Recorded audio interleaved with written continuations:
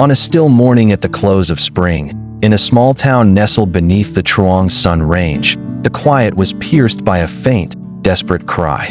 It came from a narrow alley behind a row of weathered brick houses, just after 6 o'clock.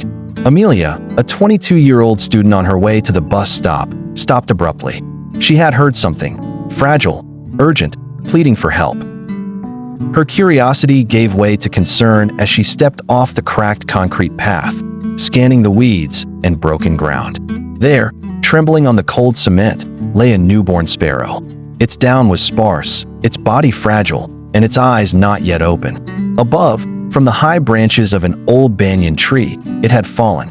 Worse still, a swarm of red ants had already begun to circle, sensing the helplessness of their prey. Without hesitation, Amelia scooped it into her palms, brushing away the ants with her sleeve. The tiny creature seemed barely alive, its beak opening only faintly with each shallow breath. She missed her bus that morning, but something far more important had claimed her. Back in her modest room, she wrapped the bird in soft gauze and placed it beneath the glow of a desk lamp for warmth. With a cotton bud, she dripped thin rice porridge into its beak, drop by drop. What began as a gesture of compassion became, over the days, a ritual, and then a bond.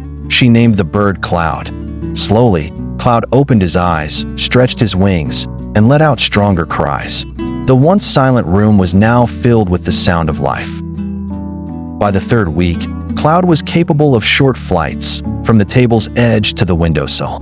One morning, as Amelia opened the window to greet the early summer breeze, Cloud launched himself into the open sky. He circled the courtyard once, then twice, before disappearing into the horizon. She stood still, eyes fixed on the emptiness he left behind. A pang of loss swept through her, but the story was not over.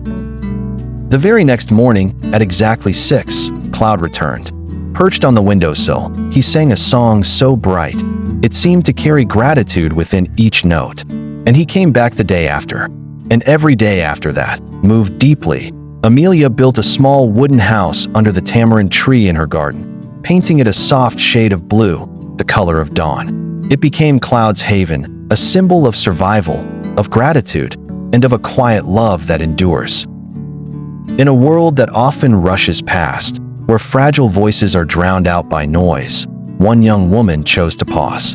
In doing so, she saved a life, and, in return, was reminded that compassion has wings, that even the smallest acts of love know how to find their way home.